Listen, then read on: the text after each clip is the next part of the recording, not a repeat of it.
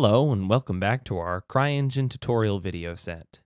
In this video, I'm going to talk about the entity AnimObject, as it will be very important. So the AnimObject is kind of this general entity that allows you to change its model and replace it with a lot more useful things like characters. And the AnimObject characters that we have access to seem to be the only ones that can do both animation and they can do facial sequences like lip syncing. So they're very ideal characters for a movie. To find this AnimObject, we're going to go over to our roll-up bar, and under our Objects tab, we're going to select the Entity option. And we get this drop-down list, and I'm going to go ahead and filter for Anim.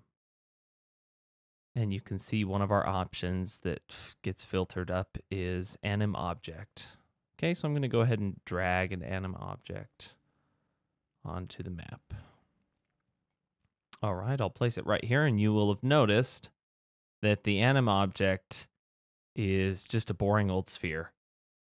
And that's because it's just a placeholder for the real model you want. So in order to replace this with a model that we can use, I'm going to go over here to the right under the properties of the entity. So under Entity Properties, one of our options is Model.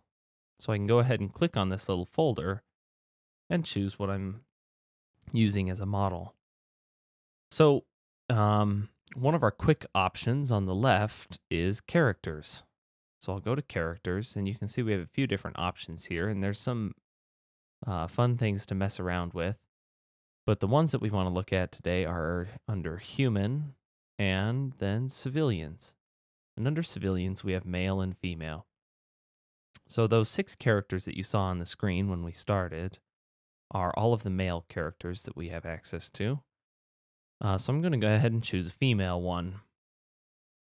And I'll double click on that, and it will load the female model.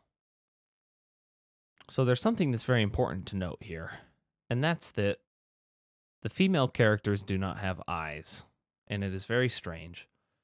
So for some reason, even though the eyes are loaded as an attachment to the skeleton, and like they are in the male models, they seem to appear very recessed into the head, and you can't see them. And we haven't been able to figure out a fix for it yet. In fact, the last film we made, we pretty much just completely steered around showing any females, or at least the front face of any females. So it's a little frustrating. So perhaps a suggestion would be that you can make a film about all the women in the world losing their eyes, because you would have a perfect character set.